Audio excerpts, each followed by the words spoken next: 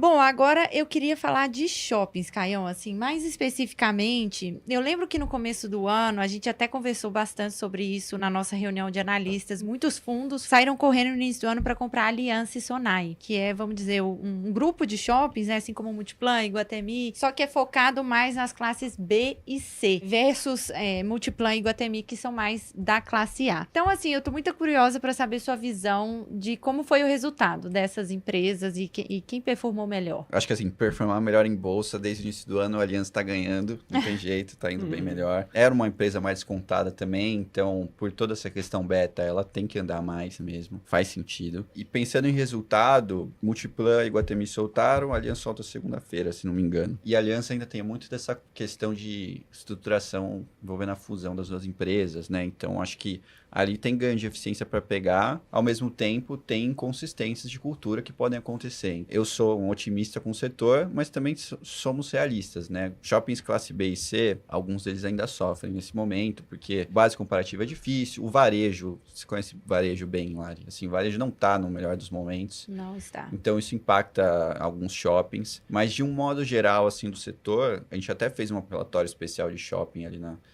nossa área de renda imobiliária, para falar um pouquinho de como surpreenderam os últimos resultados dos shoppings, né? Não só falando de Iguatemi e Multiplan, mas também colocando os fundos imobiliários na cesta. Muito sólidos os resultados, vacância estabilizada, então Brasil, vacância estabilizou em 5% há mais de 6 meses, está estabilizado. Inadimplência sempre controlada, Iguatemi soltou inadimplência de 0,1% agora, sendo que os últimos 2 trimestres, se eu não me engano, era negativa. Então você vê que os descontos estão acabando. E já foi revertido, inclusive, em receita. E Multiplan muito parecido. E os fundos de shopping também seguindo um pouco essa linha. Na minha visão, assim, same-store sales, não aquele duplo dígito que a gente estava vendo no ano passado, né? Venda nas mesmas lojas e aluguel também, aluguel nas mesmas lojas. E eu acho que isso trouxe um pouco os papéis aí para uma estagnação, assim, do junho, maio, assim, enquanto os outros papéis da bolsa estavam subindo muito com o arrefecimento de juro. Acho que o pessoal deixou um pouco o shopping de lado, porque já tinha subido um pouquinho, e assim, talvez os resultados não viriam como forma esperada, com esse arrefecimento de varejo, GPM lá embaixo. Mas o que a gente está vendo agora é, tanto o Iguatemi quanto o Multiplan repassando aluguel de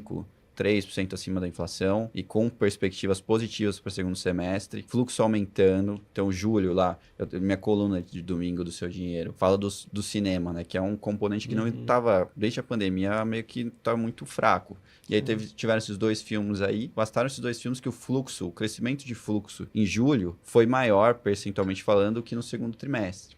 Então, isso já traz vendas, entendeu? Isso tem um componente muito importante. O shopping, por ter esse mix, ele é muito sólido em termos de consistência, de resultados, sabe? Então, ele não vai depender do varejo, ele depende do varejo. Isso que eu ia te perguntar, assim, se você olhar alguns resultados desse segundo trimestre, chegam a assustar, até a reação negativa do mercado. Eu queria que você falasse um pouquinho só dessa questão, assim, isso preocupa você nessa questão dos shoppings? Preocupa, é o risco. Eu sou fã de shoppings, mas eu também tenho que falar. Loja é super importante para shopping. É o maior valor por metro quadrado que o shopping recebe são das lojas. Mas ele tem uma capacidade, o que eles têm feito muito, é essa questão da distribuição do mix, né? Aumentou a alimentação. Pedro, que trabalha aqui comigo aqui na Renda, acabou de falar, praça de alimentação do lado do Bradesco em Osasco. Muita gente, entendeu? Lotado. Então isso funciona muito bem. Entretenimento com o cinema voltando e outro tipo de entretenimento. E essa melhora desses outros canais também permite que a empresa consiga lidar melhor com suas despesas. Então, você vai olhar o resultado de Multiplan, não foi tão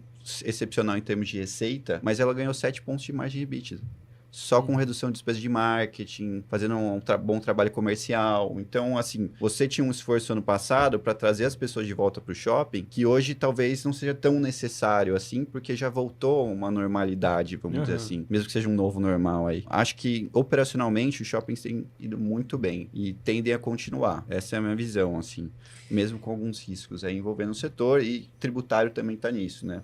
Um pouco envolvendo varejo, é diluído, né? Acho que o shopping é diluído, mas envolve um pouco de risco também. Deixa eu tirar uma dúvida, eu acho que talvez a última nesse assunto. Diferentemente da incorporação, você disse, né, que a baixa renda está mais resiliente do que a alta renda. No setor de shoppings, né, que tem esse componente de varejo, a gente tem visto a alta renda mais resiliente do que os shoppings mais voltados para a baixa renda. Você acha que isso que essa tendência continua para os shoppings? A localização é muito importante para shopping, né? Então, alguns shoppings de alta renda ali que sofreram durante pandemia, muito por estar linkado a escritório, sabe? Ter essa relação, sofreram um pouquinho, tem voltado agora, então voltou um pouco atrasado. E no caso do baixa renda ali, base, classe C e D e tudo mais, você tem aí uma relação mais, não vou dizer que é direta, mas uma relação mais forte com, por exemplo, Bolsa Família, esses auxílio emergencial que teve na pandemia. Então tem uma relação um pouco, vamos falar indireta, né, para ser mais sincero. Acho que pode demorar um pouco a voltar, porque isso depende um pouco mais de crescimento, né, de país. Então aí a gente está falando um pouco de melhorar a relação,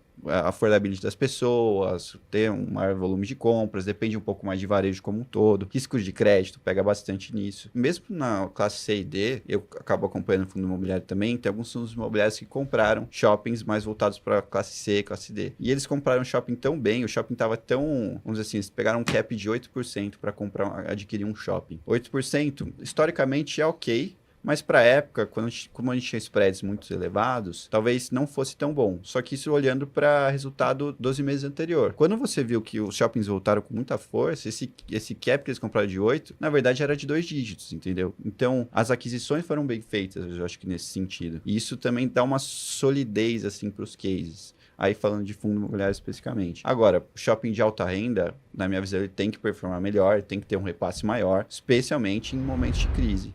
E agora a gente está tentando sair de uma aqui, né? Tentando sair do juro de 13%. E acho que faz sentido o que está acontecendo. Legal. Maravilhoso.